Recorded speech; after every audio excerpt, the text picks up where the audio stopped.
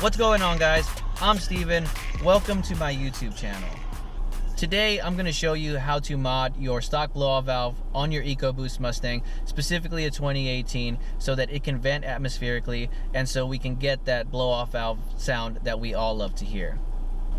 So the way the stock blow-off valve is designed is in such a way where the boost is vented back into the intake, so you don't get that blow-off valve sound. And I'd imagine that the Ford engineers, when they were trying to figure out what to do with the boost, it went a little something like this. We should take Bikini Bottom and push it somewhere else. All jokes aside, we know that the Mustang speaks to a much wider audience than just the tuning community. So in Ford's defense, it was probably much more beneficial to have the blow-off valve, or the boost from the blow-off valve, vent back into the intake so that it would be a little bit more efficient, and also so the car would be more quiet. Obviously, cars that are quieter probably sell better, so it was much more beneficial for Ford to do it that way. But today I'm going to show you how to modify that so that you can allow your stock blow-off valve to vent atmospherically. For this install, you're going to need two things. One, you're going to need vice grips or channel locks or something of this nature to basically give you enough clamping force so that you can remove the clamps from the hose that's connected, that routes the boost from the blow-off valve to the intake. Next, you're going to need these rubber caps that you can find from Home Depot. They're rubber leg tips. Their size is 1 inch. They're about $2.50. You can get them at Home Depot or maybe Lowe's or one of those stores, and that's going to be the cap that you put onto the intake inlet so that air can't escape from it after you remove the hose. So right now we are overlooking the engine from the passenger side, and if we zoom into this area here, we now see the hose that routes the boost from the blow-off valve to the intake. So this side is your boost side, so this is where the boost vents, and this side is the intake side. This is where the boost goes back into, and this hose here is what routes it. So we need to remove this hose, and in order to do that, we use our vice grips to pinch these clamps to open them up, and then we move the clamps up away from the inlet, and then you can muscle the hose out. So I started off with the boost side. So I pinched the clamp, put it up out of the way, and then I was able to muscle the hose off of the inlet. The intake side was a little bit more difficult than that, and the way I removed it was by pinching the clamp and putting it out of the way. This is the hose right here, and since the intake side is a little bit more difficult to remove, what I did was I got the vice grip and I clamped it down right here on the hose. So this point right here is above the plastic inlet that goes into the intake. Make sure that you do not compress the hose where the inlet is, because then you risk breaking it. So make sure that you use the vice grip to compress the hose above the inlet, and then use the leverage from the vice grip to wiggle the hose off of the inlet, and it should come off fairly easily. But again, don't use too much compression from the vice grip, because then you risk damaging the hose. Now that the hose is removed, you should see this. Here is your boost outlet, and here is your intake inlet. Since we're going to vent the boost atmospherically, you want to leave this alone now. Now this part is finished. However, on the intake side, this is where air is funneled into the engine, and so with this being left open, you introduce a huge vacuum leak, which is going to cause the car to run like crap. So you want to make sure that you cap this off, and this is where those rubber caps come into play. So remember, the boost side remains open to the air, and the intake side is what you want to cap off.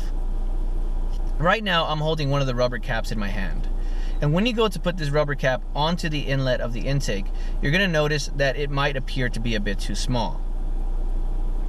It's not. It fits very nicely over the inlet, and it's tight, so that, and you want it to be tight because you want to make sure that it's basically airtight, so that no air escapes from the intake inlet, and so a vacuum leak isn't introduced to the intake. Imagine this piece right here is the inlet for the intake. What you want to do is you want to put the rubber cap over it as best as you can, and then you want to use your hand and just twist it around like this, or wiggle the rubber cap around and push down until finally the rubber cap makes its way over the inlet, and then just with your hand grab the rubber cap and twist it further down onto the inlet. I went about halfway down. That should be sufficient enough, just in case if you ever have to remove it again, you can just squeeze it with the vice grip, remove it, or you can get a razor blade or something and then just cut it off, because it is just rubber.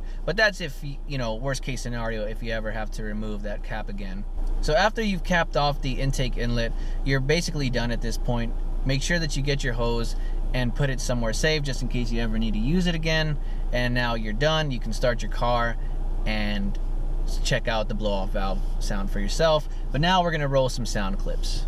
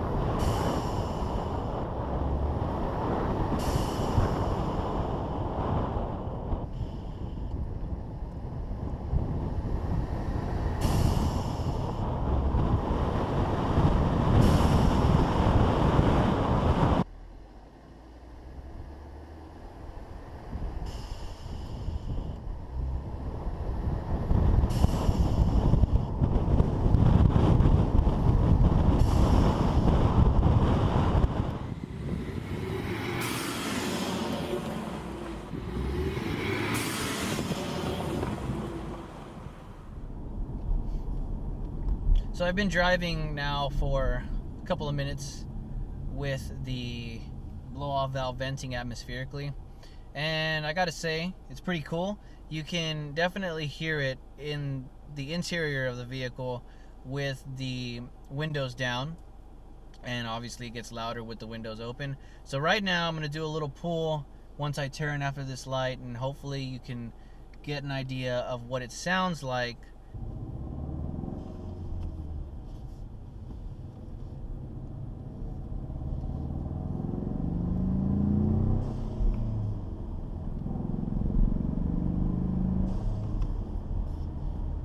We're about to come to a stop.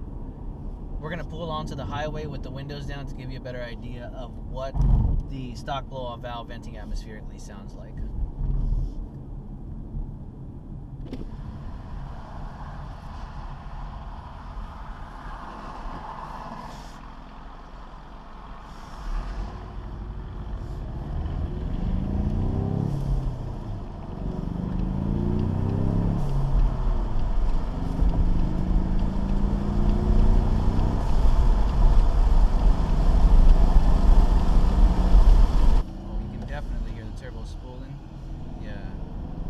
Much more prominent, the windows rolled down.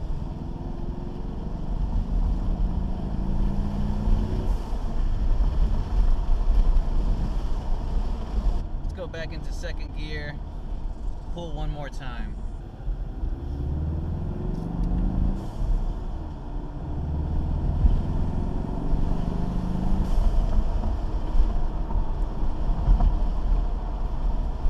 So just a few comments of the modification.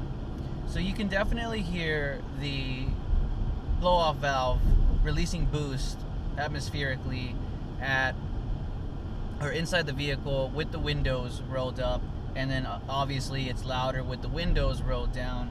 Now the only kind of slight annoying thing about the modification is that when you're driving around 60, 70, maybe a little bit above 70 miles per hour on the highway, and you fluctuate the gas pedal a little bit, there's like a fine line where boost is being constantly released to the atmosphere, so it's like a constant psh.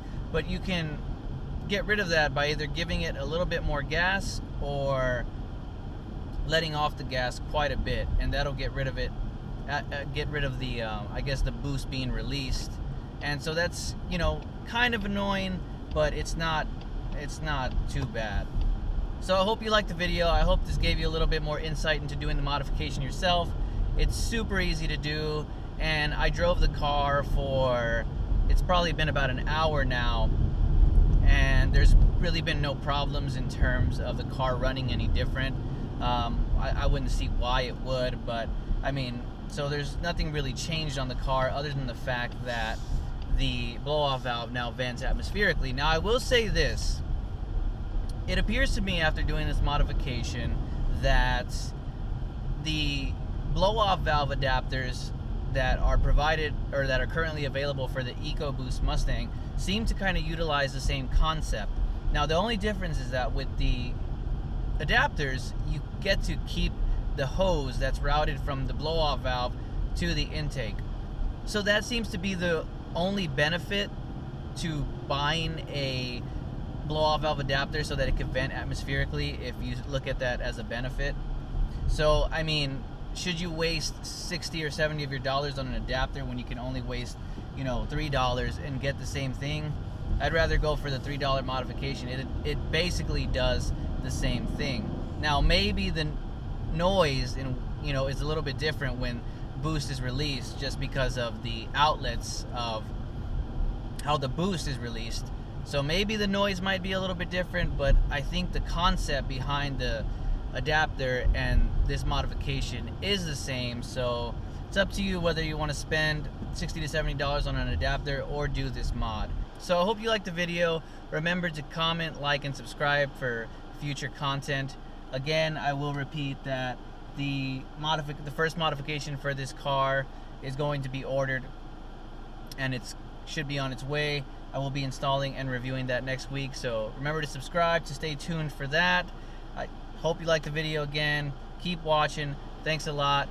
I'm Steven, out here just hanging out, having fun. See you in the next video.